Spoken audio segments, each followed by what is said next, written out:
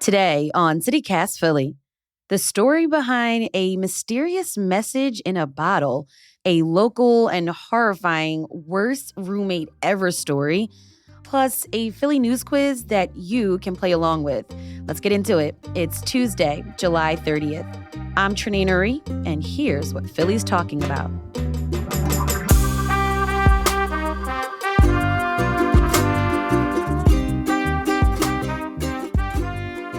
I'm here with CityCast producer Abby Fritz. Hey, Abby. Hi, Trenae. And Asha Prihar, our Hey Philly newsletter editor. Hey, Asha. Hi, Trenae.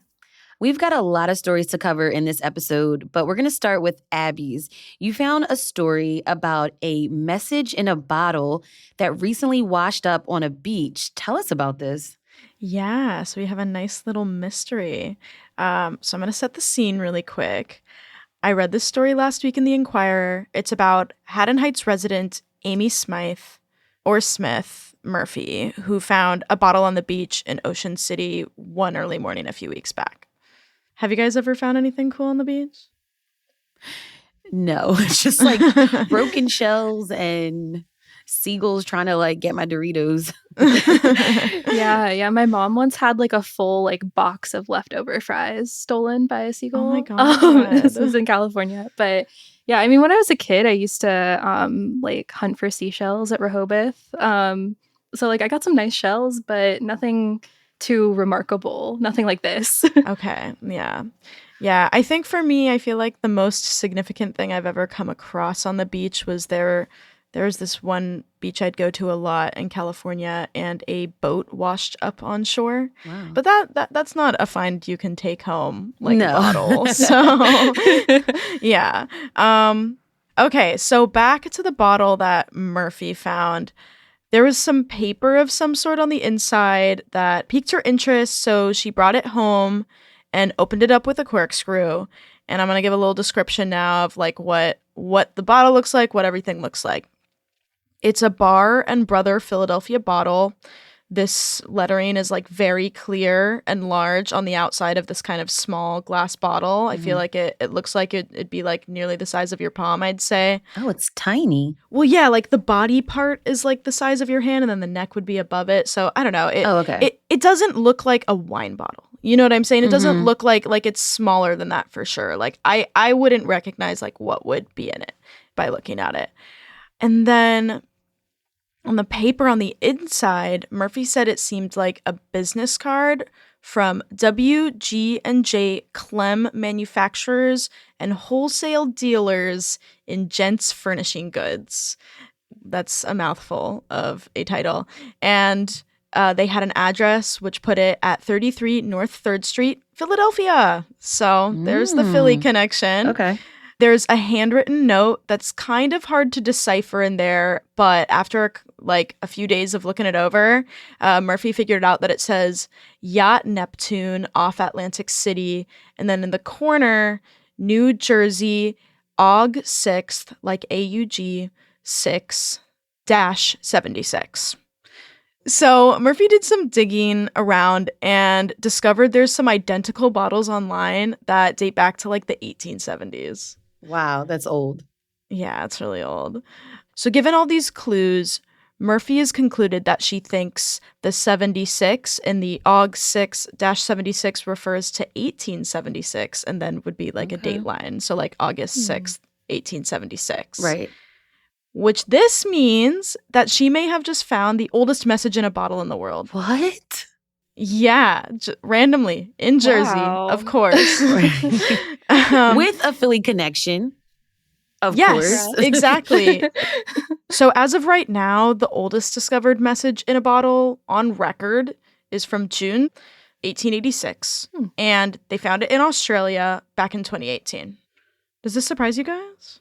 Yes, because it's I wonder what made this bottle get discovered, Yeah. I mean, I would have expected the oldest message in a bottle to maybe be from longer ago than 1886 or 1876, if this one is indeed from 1876. And I think the other piece that surprises me is that like it seems like this bottle was dropped in the ocean by someone like from Philadelphia or the Philadelphia area. And the note also specifically mentioned New Jersey. I'm just surprised that it's like washing ashore in New Jersey and that the bottle wouldn't have like traveled further in the ocean. I guess I don't know like what the currents are like near New Jersey, but like I would have expected this to wash up in like I don't know, like Europe or South America or something, you know? Like I'm just surprised that something that's been floating out there for like maybe 150 years would find its way back to New Jersey. It also makes me think about, wow, like physical artifacts from back in the day, but like, how do we translate that to now? Like, what do you think, if anything, now that we could throw in the ocean and maybe like 150 years from now, they'll discover and be like, wow, what a time. I was going to say like fidget spinners and like carabiners. Like, I don't know. I don't know what metal objects do I have that like won't degrade? So Abby, what's next with this message in a bottle story? Yeah, so Murphy has done like so much research online to kind of answer some of these questions about where did this bottle come from? What were the people doing with it? You know, all those things. She's looked at newspaper archives, contacted bottle experts and auction groups, and even like deep dived on Reddit. And it's really cute. Her nephew even like captured some of the detective work and was like putting it on TikTok. So there's some TikToks you can go watch of her doing this. But she really wants help with dating and figuring out all these details about this bottle. So if you want to help, there's a Reddit page you can join and join in on the mystery. And she also has applied for the Guinness Book of World Records in the hopes that, one, she thinks she found the oldest message in a bottle in the world. But then also she believes they would maybe like do some of their own verifications and research as well, and that would help her get answers. Okay. More news after the break.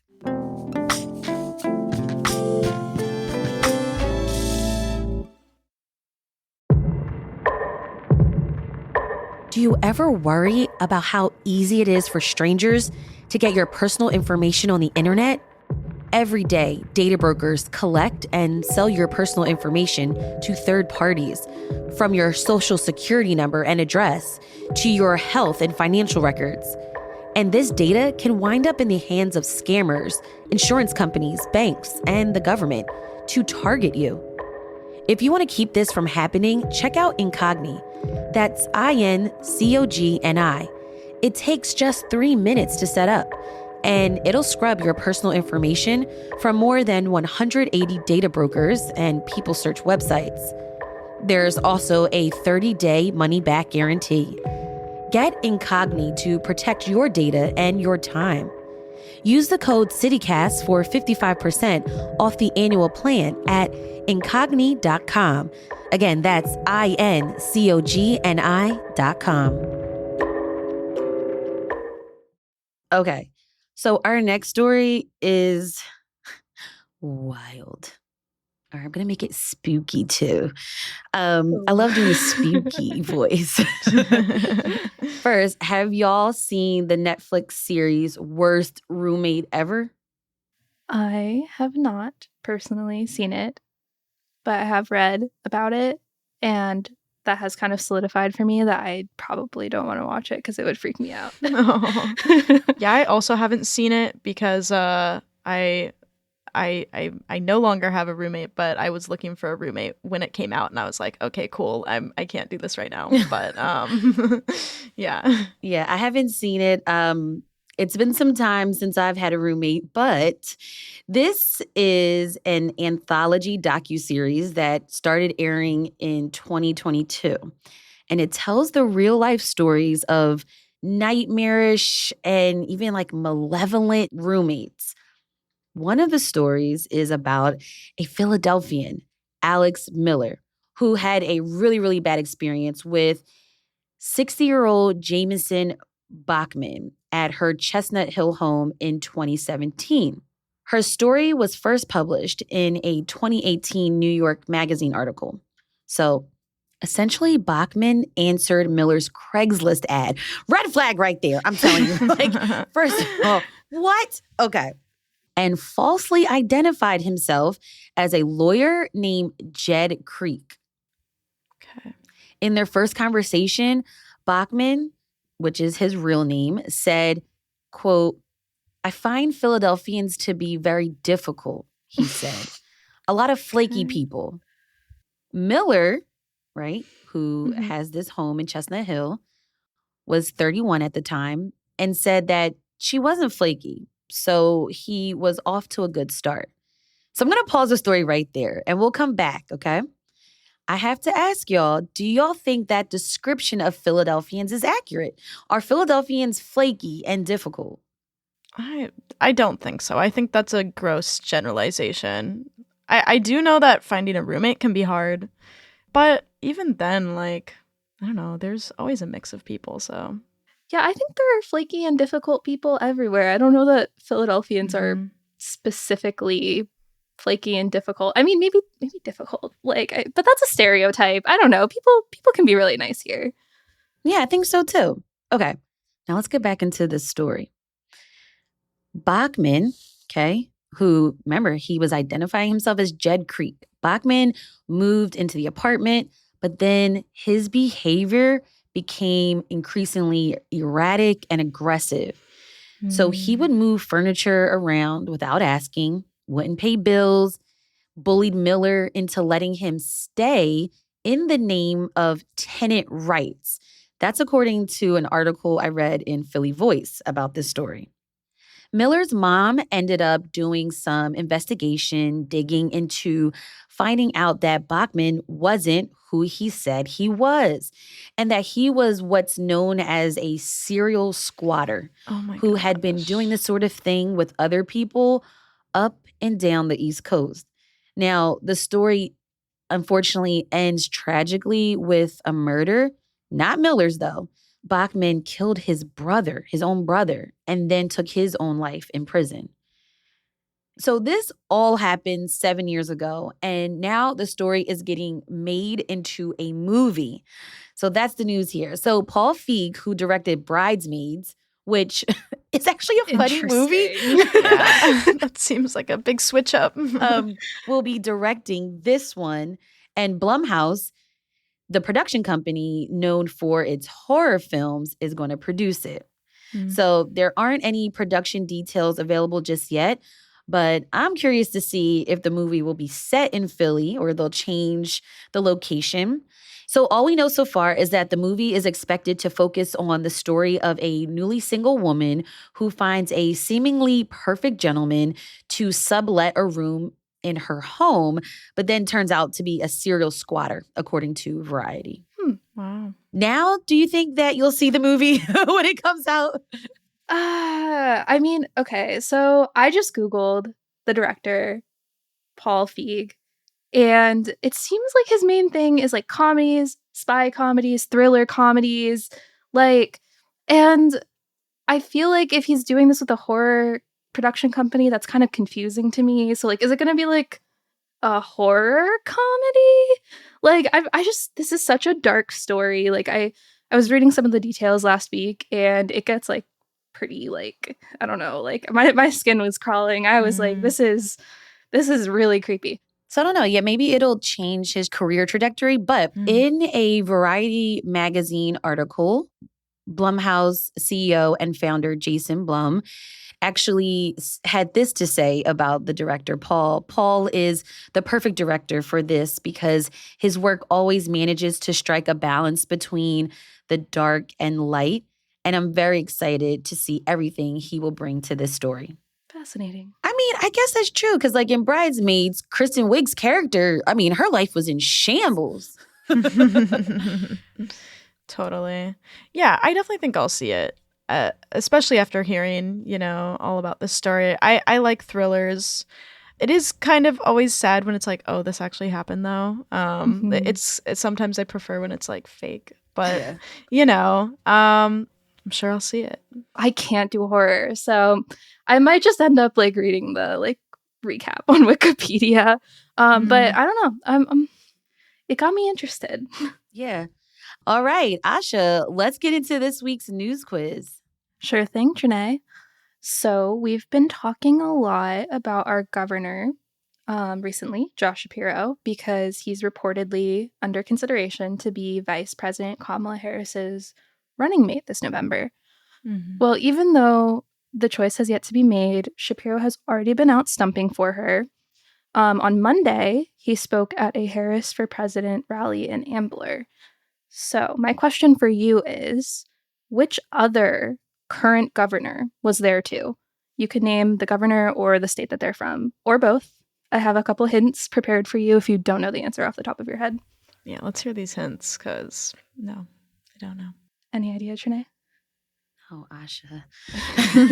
Just checking before I've only been focusing on Governor Shapiro. That's totally fair. Okay.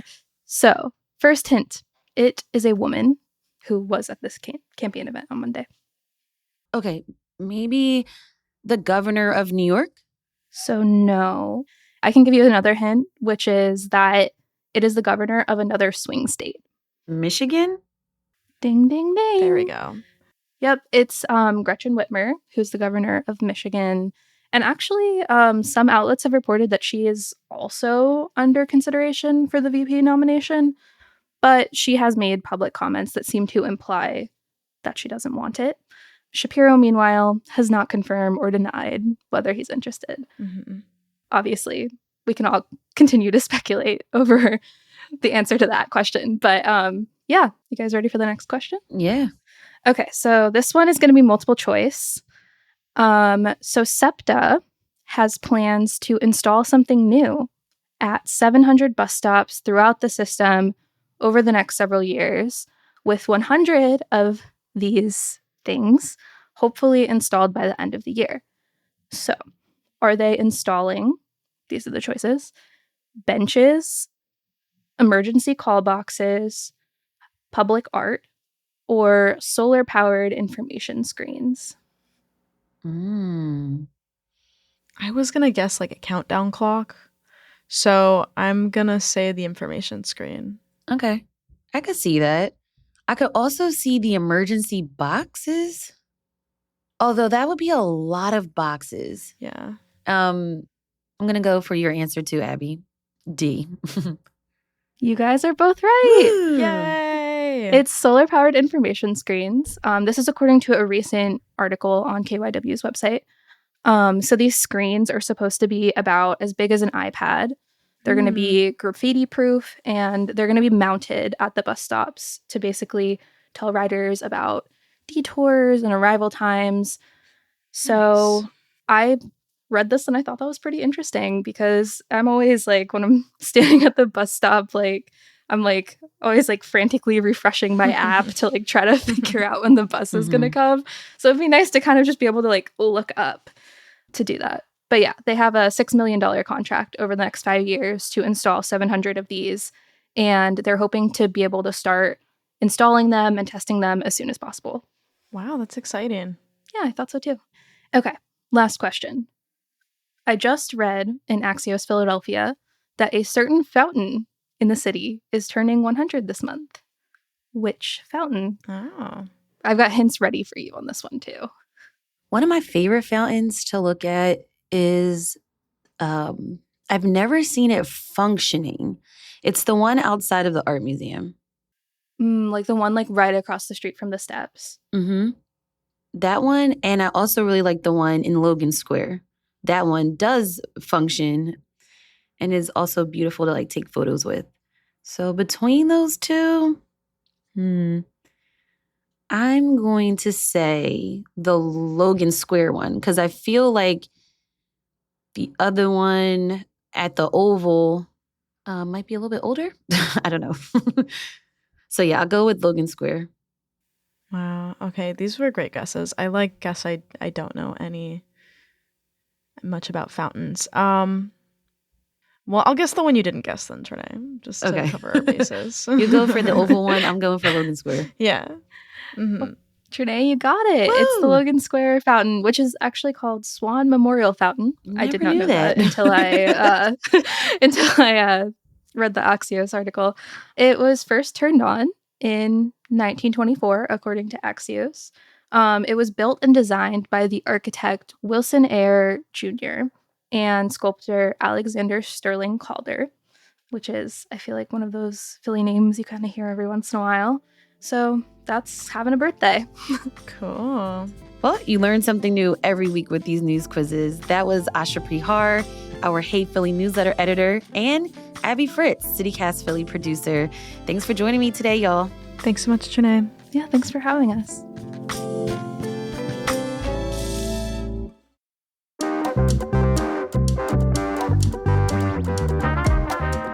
That's all for today here on CityCast Philly. If you enjoyed this roundup of stories and the news quiz, tell a friend, rate the show, leave us a review, and hit that subscribe button.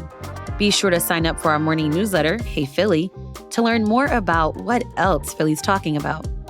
We'll be back tomorrow morning with more news from around the city. Bye.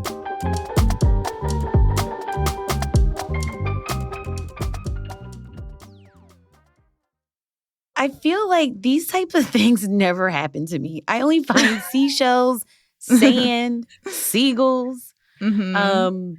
You know. You got to get out there with like the metal detector. No, I don't want to be that person. Looking for coins.